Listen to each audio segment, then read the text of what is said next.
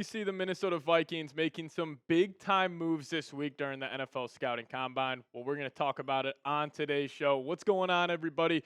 My name is Patrick Siepman, and welcome in to Vikings Now by Chad Sports. So coming up on today's show, a tapped-in NFL insider suggests that many extensions will happen this week. So we'll go through 5 Vikings players that I think could get some extensions done this week. But before we do so, I do want to tell you guys about our new Instagram page. I have this link for you guys in the comments and description of today's show. It's right down there at Vikings Now IG. Give us a follow over there, and I'll give you guys a follow right back. But want to get on Instagram for you guys. Just can't have more content on any social media platform out there. So give us a follow, Vikings Now IG. Here's the page right here. And, hey, we'll follow you guys back if you guys give us a follow over there on Instagram. But let's dive into what Daniel Jeremiah had to say. He said this earlier on today, and I want to do a show around it, specifically on the Minnesota Vikings. But he said, I'll be shocked if we don't see a flurry of extensions done over the next 7 to 10 days. Teams have money/space, and the free agency group isn't very exciting. Good time to lock up your key young guys. And I do think the Vikings, are in a position to extend a lot of their players. And the first one we should talk about here is Byron Murphy Jr. Now, it was very interesting last week because we got a lot of buzz that the Vikes might place the franchise tag on Byron Murphy, but they moved that void date back, setting up an opportunity for the Vikings to extend him before he even hits free agency. So I do think this is, I don't want to say it's likely that Murphy gets extended this week, considering I'm sure he wants to go out there, test the free agent market, see what he could get from another ball club. But let's just say this figure right here, 3 years, $52 million, 34.5 of that guaranteed. So necessarily just a 2-year deal for Byron Murphy. If he is able to get that, I think he would just sign that with the Minnesota Vikings. Like, I don't see another team giving him, $21 million per year. And if the Vikings, what if Byron Murphy's agent goes out there and says, hey, you're maxed out at probably $17, $18 million a year. Then he comes back to the Minnesota Vikings. They have a conversation. Then I could see them getting this locked up earlier rather than later. And Byron Murphy this past season, man, he was awesome. Especially in the second half of the year. He had probably, 5 of those 6 interceptions you guys see on screen were probably in the fourth quarter. If not 5 of them were to literally end the football game. He really was a closer for Brian Flores' defense, but he is targeted a lot. And I respect the guy who gets a lot of balls thrown his way, and he was able to do pretty solid. I mean, only giving up 75 completions, just under 800 yards. But my one gripe with, or I guess my one red flag with extending Byron Murphy was, if you guys remember, back in the 2023 season, he was awful. And I still have that game of Keenan Allen versus the Chargers. I think it was back week 4 or 5 of that season, where Keenan just absolutely killed Byron Murphy. But PFF graded him out very poorly. 58 overall grade. That was 147th out of all eligible cornerbacks that season. Coverage grade 58.2, which was 145th. So PFF did not grade him out well that season. So that is why I am hesitant to give Byron Murphy top of the market money. Like, I don't want him to go get paid like a Pat Surtain or a Sauce Gardner level of cornerback. I think he is right there in that tier below, where he is a true cornerback 1, but he is a low-end cornerback 1. But with where the Vikings are at, not a lot of, honestly, not a lot of bodies in that cornerback room. I would definitely see some interest on the Vikings side of things to bring him back. But let's just say they don't bring him back. We know they're going to shift their attention to DJ Reed. Now, let's just say hypothetically the Vikings don't get a deal done with Byron Murphy before free agency. 1, I would be concerned about him walking. And also 2, they'll probably be targeting DJ Reed big time, because after that London game, a bunch of the Vikings coaching staff, they came out and just were raving about DJ Reed's performance. I mean, you go throw on the tape of that game. I mean, he was running step for step with both, Justin Jefferson and Jordan Addison in that game. And with him probably getting $2-3 million less per year, I wonder if the Vikings try to go some money ball in this, be like, hey, Byron, you had a great season with the Vikes, but we're going to head a different direction and pay another guy, just $3-4 million less per season, then get those funds allocated elsewhere. But another guy that, definitely could be extended is Cameron Bynum. Now, I am, just like Byron Murphy, I'm hesitant about paying this guy because the Vikings pass defense was not good this past season. They let up a lot of yards, but, Cam Bynum, it's an interesting conversation for the Vikes because his contract projection keeps on going up. And the last time we saw this, it was about 3 years, $35 million. Now it's up to 3 years, $42.75 million with $28.25 of that guaranteed money. So pretty much just shakes out to a 2-year, $28 million deal you can get out of it after the second season. But, there's pros and cons to this, and we get to start off with the pros.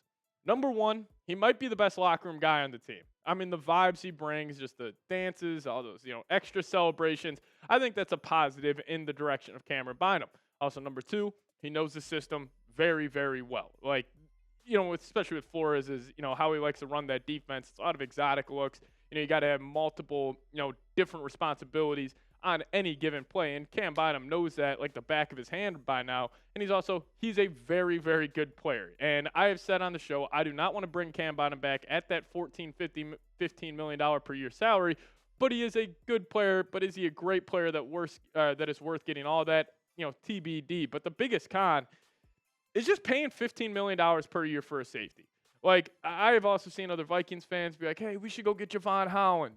Javon Holland's going to get around $18, $19 million per year. I do not know if I want to pay, premium money to guys who are farther away from the football.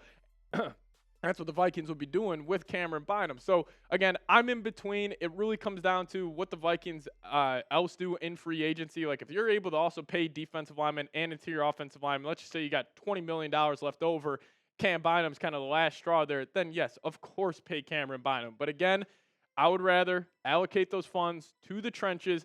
Love what Cameron Bynum's done for this team. Love all the memories. I mean, the dances. I remember doing watch parties here on the channel. Pre-game, we were all debating what dance is he going to pull out this week. Like, it was a fun ride, but still, we're trying to win Super Bowls here in Minnesota. I think paying money to the interior of the offensive and defensive line might help the Vikings just a little bit more. But another guy, Aaron Jones, a running back who was picked up from the Green Bay Packers this offseason.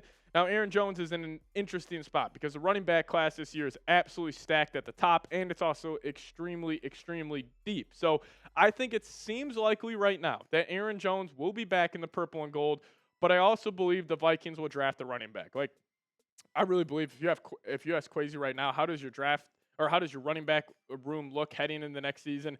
It's Aaron Jones on a 1 or 2 year deal, and then you draft a guy in the third round. Like, ideally, I think that's where Kwesi would like to go. But a couple of guys, especially this week at the scouting combine, I'm going to have my eyes out on, and number one being Caleb Johnson. Now, I think this guy will end up being a first-round pick. But let's just say, for example, the Vikings trade out of that pick at 24, and let's just say they get a second and a third.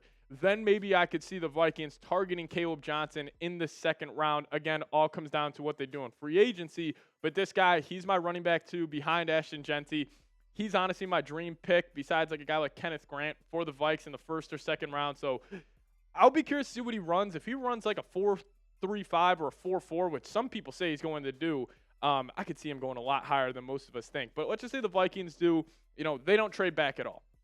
They stick in the first round at pick number 24, and in round 3, pick number 92, this would be another guy to keep your eyes out on, Devin Neal. He is a physical runner. He follows his blocks extremely, extremely well. I think he's got some of the best vision out of the running back position in this entire class, and that's something for the Vikings specifically, I feel like they have struggled with over the last couple of seasons at the running back spot, is just getting the most out of every single carry. Like rushing yards over expected, my favorite stat when evaluating running backs. The Vikings running backs over the last 2 years have been in the negative, so they haven't been getting the most out of their production from their offensive line.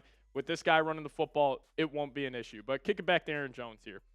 Would you re-sign Aaron Jones? I'm going to say yes, but you guys let me know your thoughts down below in the comment section. Give me a Y for yes, give me an N for no, on if you would bring back Aaron Jones to the Minnesota Vikings.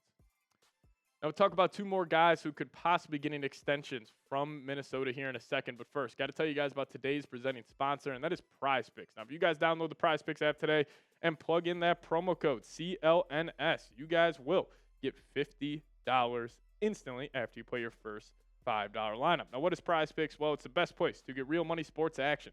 With over 10 million members and billions of dollars in awarded winnings, PrizePicks has made daily fantasy sports accessible to all. You just pick more or less on at least 2 players for a shot to win up to 1,000 times your cash. Run your game all season long on PrizePicks. And if you guys are trying to make a Timberwolves or a Wild game more interesting, even if it's a blowout, you guys can follow your PrizePicks lineup throughout the entire event, and it just increases your viewing experience overall. And plus, if you guys are trying to put your basketball or hockey knowledge to the test, PrizePicks is a great way to do so. So download the app today, plug in promo code CLNS, get $50 instantly after you play your first $5 lineup. Download the PrizePicks app today, plug in promo code CLNS, get $50 instantly after you play your first $5 lineup. But massive shout out to PrizePicks for sponsoring today's show. Got that link for you guys in the comment section and description of today's video. But massive shout out to PrizePicks. PrizePicks, run your game. All right, number 4 here. Now, this is a guy that doesn't necessarily need to get extended, but I definitely think this is a conversation that the Vikings front office is having, and that's edge rusher, linebacker hybrid, Andrew Van Ginkel, personally one of my favorite players. You know, even though he's only played 1 year to ever wear the purple and gold. And Van Ginkel's remaining contract, it's only a 1-year, $12.5 million deal. Now, I don't know if the Vikings, is Van Ginkel part of their long-term plans? I would assume yes, but if if yes is the answer to that question, you should be looking to extend Andrew Van Ginkel this offseason. Maybe it gets done this week at the scouting combine. But his stat sheet from this past season is ridiculous. I mean, the fact that I'm including sacks, touchdowns, PBUs, and tackles for loss in a stat graphic for an edge rusher is incredible. But he was great getting to the quarterback, 11.5 sacks, knows the system extremely well. Obviously, he had those 2 electric pick sixes that I will never forget from the beginning of the season. 6 PBUs, 18 TFLs. He was great at setting the edge. And, if I had to take on this, I would say extend him. Why not? He clearly knows this system very, very well. And if Brian Flores probably had to say, or if you ask Flores, who's your most valuable player on defense? Who do you think fits the scheme the best? I bet you Flores would consider saying Andrew Van Ginkel. He might say Jonathan Grenard, since Grenard's the best overall player and truly the only blue chipper there. Maybe a guy like Blake Cashman. But just his versatility opens up so much for this defense. So I think if you ask Flores, be honest, who is one guy you don't want to lose? It's probably Van Ginkel. Now, if Flores left this offseason, got a head coaching job, this would be a different conversation. But with Flores staying around for at least this season and hopefully for the next few, I think Van Ginkel will be a huge part of the Minnesota Vikings' future on defense. But last one we can talk about here, Brian O'Neill. This is a tough decision for the Minnesota Vikings because O'Neill has been nothing but consistent at the right tackle spot for the purple and gold. But the one negative about O'Neill right now is his contract. He's got some hefty cap hits over the next 2 seasons. And just specifically this year, $26 million. And then the 2026 season, $23.2 million. Do you want to pay that much for a right tackle? Especially O'Neill getting that age where we normally see these tackles start to fall off a cliff a little bit. Now, you could always just restructure his contract, but I also think there's a likely option where they do extend him. Now, the decision is going to come down to with O'Neill. The Vikings will either restructure or extend him this offseason.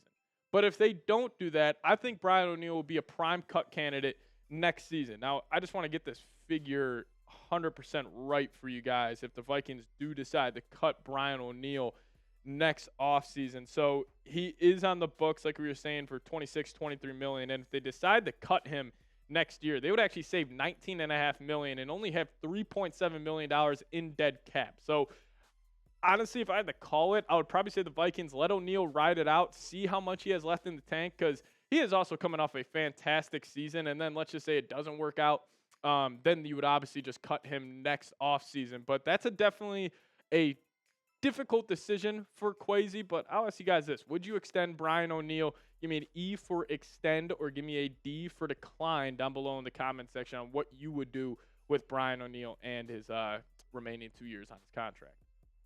Now, if you guys also want to hit me up on Twitter, we'll be posting about the scouting combine here throughout the week. So give me a follow over there, and I'll give you guys a follow right back. We'll see you guys next time. As always, Skol Vikes.